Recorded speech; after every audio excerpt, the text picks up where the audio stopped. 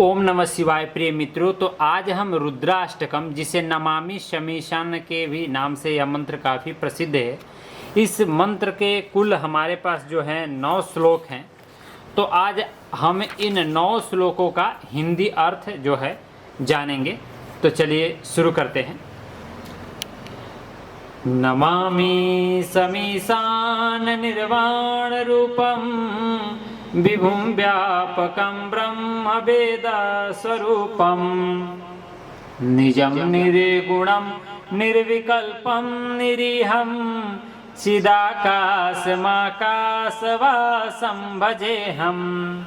अर्थात, हे ईशान, मैं मुक्ति स्वरूप समर्थ सर्वव्यापक ब्रह्म देव स्वरूप निज स्वरूप में स्थित निर्गुण निर्विकल्प निरीह अनंत ज्ञानमय और आकाश के समान सर्वत्र व्याप्त प्रभु को प्रणाम करता हूँ।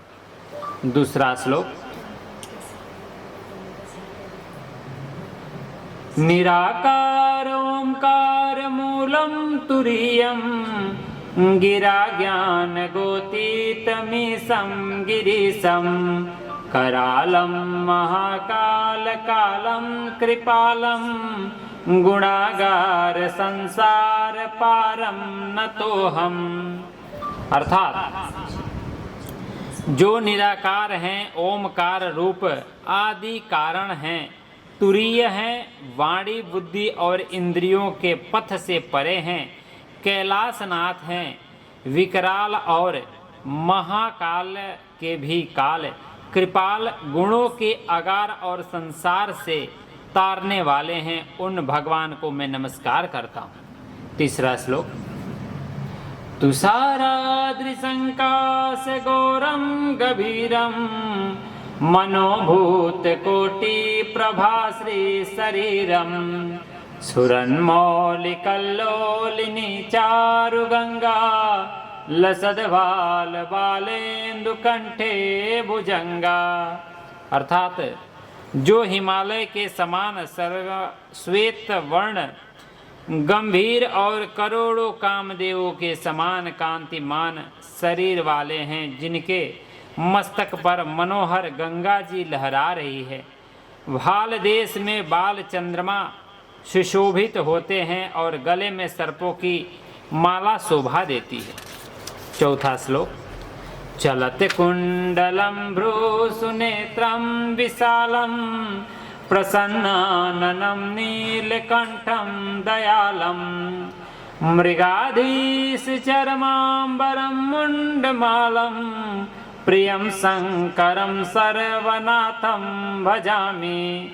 अर्थात, जिनके कानों में कुंडल हिल रहे हैं, जिनके नेत्र एवं वृकुटि सुंदर और विशाल है, जिनका मुख प्रसन्न और कंठ नीला है, जो बड़े ही दयालु हैं, जो बाघ के चर्म का वस्त्र और मुंडों की माला पहनते हैं, उन सर्वाधीश्वर प्रियतम शिव का मैं भजन करता हूँ। पांचवा श्लोक। प्रचंडं प्रकृष्टं प्रगल्भं परेशं अखंडं अजं भानुकोटि प्रकाशं त्रयःशूल निर्मूलनं शूलपाणिं भजेहं भवानी पतिं भावगम्यम्।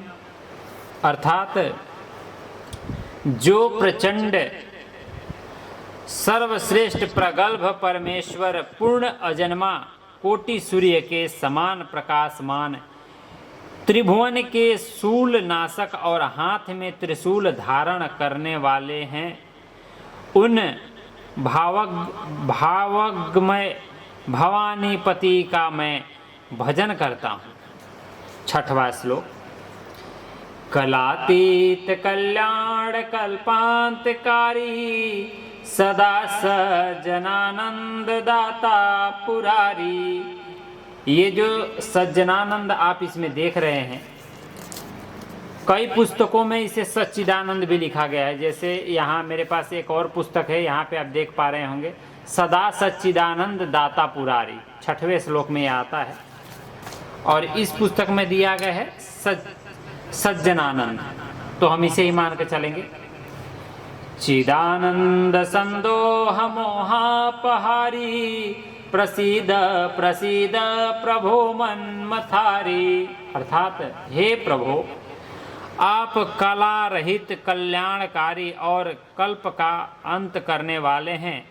आप सर्वदा सत्पुरुषों को आनंद देते हैं। आपने त्रिपुरासुर का नाश किया था और मोहनाशक और ज्ञानानंद घन परमेश्वर हैं, कामदेव के शत्रु हैं। आप मुझ पर प्रसन्न हो।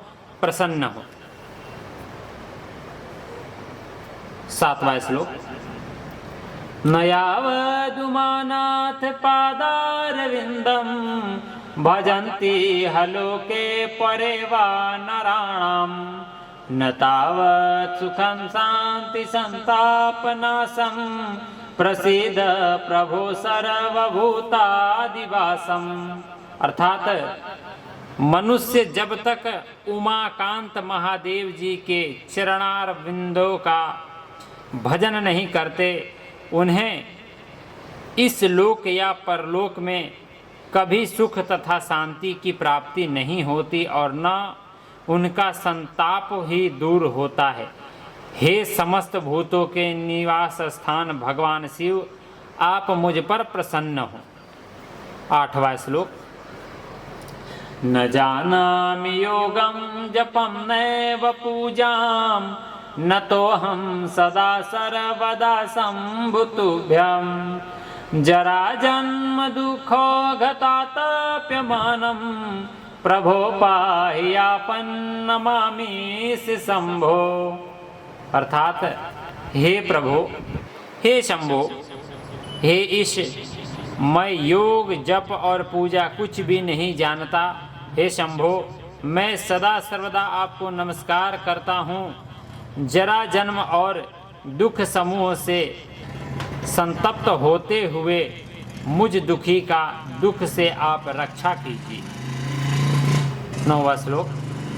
रुद्राष्टकमिदं प्रोक्तं प्रमेण हरतोषे, ये पठन्ति नरा भक्त्या तेषां शंभो प्रसीदति। इति श्री गोस्वामी तुलसीदास कृतं श्री रुद्राष्टकं संपूर्णः।